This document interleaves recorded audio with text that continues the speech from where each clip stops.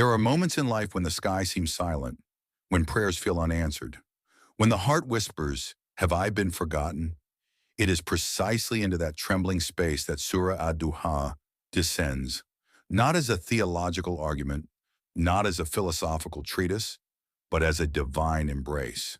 Surah Ad-Duhaa is among the most intimate chapters of the Quran, revealed to the prophet during a period when revelation paused and opponents began to mock him. It addresses a human experience every believer knows, the fear of abandonment. Yet its message is universal. It speaks to every heart that has tasted spiritual winter. Let us walk through it, verse by verse, gently, reverently, and inwardly. Verse 1. By the morning brightness. Allah swears by the radiant morning light. In the outward sense, it is the time after sunrise, when light spreads gently, not harshly. A time of renewal, a time when clarity replaces confusion. In the inward sense, the morning represents awakening after spiritual heaviness. It is the light that does not arrive violently, but gradually. It reminds us that darkness is never permanent. Night does not argue with dawn, it simply recedes. The Sufi understanding here is not to mystify the light, but to feel its symbolism. Divine mercy unfolds gradually. Guidance often returns quietly. Healing does not crash into the soul, it dawns. The oath itself teaches something subtle. Light is sacred, hope is sacred, renewal is sacred. If you are in darkness, this verse tells you morning exists. Verse 2, and by the night when it grows still, now the surah swears by night, not the chaotic night, but the still night. The night when everything becomes quiet. Why swear by both light and darkness? Because both belong to Allah. The night in its stillness represents phases of waiting, periods when nothing seems to move, when the heart feels suspended. But notice, the verse does not describe night as evil. It describes it as calm, still. In Sufi reflection, spiritual contraction and expansion are both states permitted by Allah. The night is not abandonment. It is incubation. Seeds grow in darkness. Revelation paused, but divine care did not. Sometimes your greatest growth happens when nothing appears to be happening. Verse 3. Your Lord has not forsaken you, nor has he become displeased. This is the heart of the surah. After the oaths of light and stillness comes the answer. You are not abandoned. The prophet, peace be upon him, felt the pause of revelation deeply. Enemies mocked him. They said his Lord had left him. This verse corrects that illusion with tenderness. Notice the wording, your Lord, not the Lord, but your Lord. The one who nurtures you, sustains you, develops you step by step. Sufi teachers reflect. Abandonment implies indifference, but the divine name Rab implies constant care. Silence is not rejection. Delay is not displeasure. The pause in revelation was not distance. It was divine rhythm. For us too, when prayers seem unanswered, when life feels paused, when spiritual sweetness disappears, this verse speaks across centuries. You are not forsaken. You are not rejected. You are being carried even now. Let those words settle inside you. Verse 4. And surely the hereafter is better for you than the first. On one level, this reassures the prophet, peace be upon him, about the eternal reward awaiting him. But spiritually, it also carries a subtle principle. The believer's journey is upward. Every stage after this is better than the one before, if you remain with Allah. Sufis interpret this inwardly as well. Your later state, after patience, after refinement, is better than your earlier state. Even if you cannot see it, growth often feels like loss before it feels like gain. The caterpillar must dissolve before it becomes something that flies.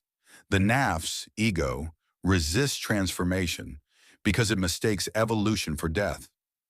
But the verse promises, What is coming is better than what has passed. Hold that promise.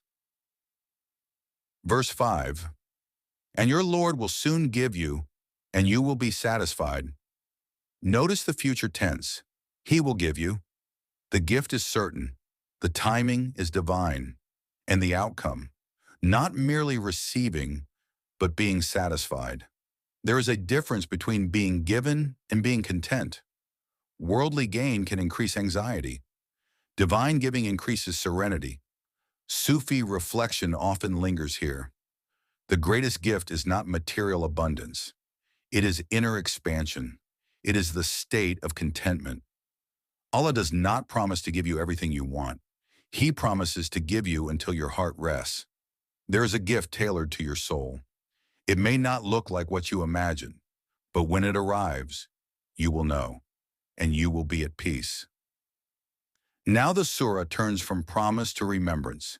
It invites reflection on past mercy to strengthen present trust. Verse 6, did he not find you an orphan and give you shelter? Now the surah shifts from promise to memory. Allah reminds the prophet of his past. He was orphaned early, vulnerable, exposed, but he was sheltered. In Sufi contemplation, remembrance of past divine care strengthens present trust. Look back at your life. Were there not moments you thought you would not survive, yet you did? The verse does not romanticize hardship. It simply highlights divine accompaniment within it. Being orphaned did not mean being abandoned by Allah. Your apparent vulnerability may conceal divine preparation. Verse 7, and he found you searching and guided you. This does not imply misguidance in sin, but searching, seeking. Before revelation, the prophet, peace be upon him, would retreat to the cave of Hira, yearning for truth. Guidance came to a heart already seeking. Sufi insight, longing precedes illumination. If you feel restlessness, if your heart aches for meaning, that ache itself is a sign of being sought by God. You were searching and you were guided. Every believer has a moment, perhaps quiet, perhaps dramatic, when clarity dawned. Guidance is not an intellectual conquest. It is a gift placed into a prepared heart. If you are still searching, do not despair. The search itself is sacred. Verse 8, and he found you in need and enriched you. Enrichment here includes material sufficiency, but Sufis emphasize inner richness. True poverty is not lack of wealth, it is lack of contentment. True richness is independence from creation, because of dependence on the Creator. There is a paradox. The one who knows their need before Allah becomes spiritually rich. When you admit your poverty before Him, you are filled. When you rely only on yourself, you feel empty. This verse reminds us everything we have, outward or inward, was given. Gratitude is simply accurate perception. Now the surah turns to responsibility. If you have been sheltered, guided, enriched, then reflect that mercy outward. Spiritual experience is not meant to terminate in the self.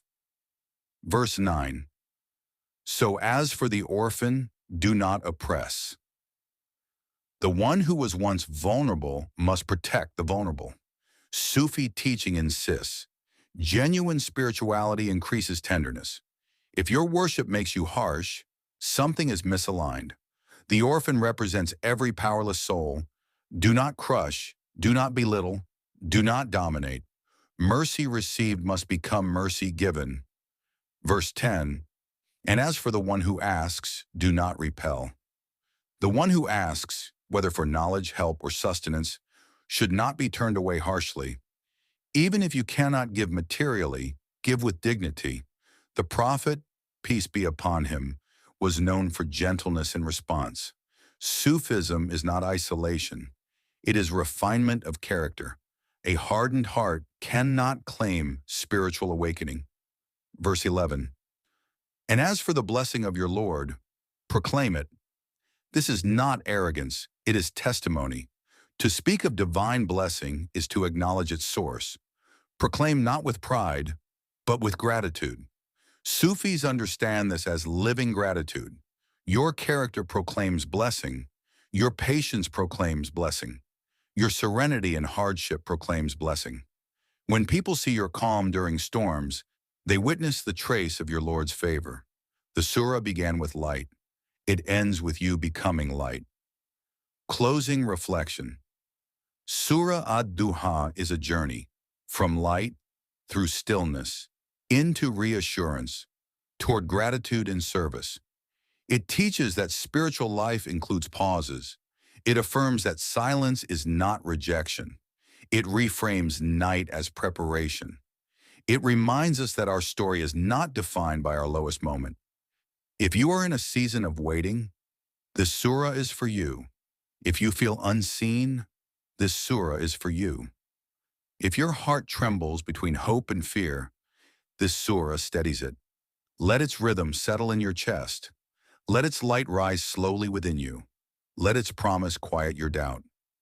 And when morning comes, as it always does, be the kind of soul that shelters the orphan, answers the seeker gently, and speaks of divine grace with humility. If this reflection stirred something within you, carry it forward. Revisit this surah in your quiet moments. Share its reassurance with someone who feels alone. Sometimes one surah is enough to turn a night into dawn.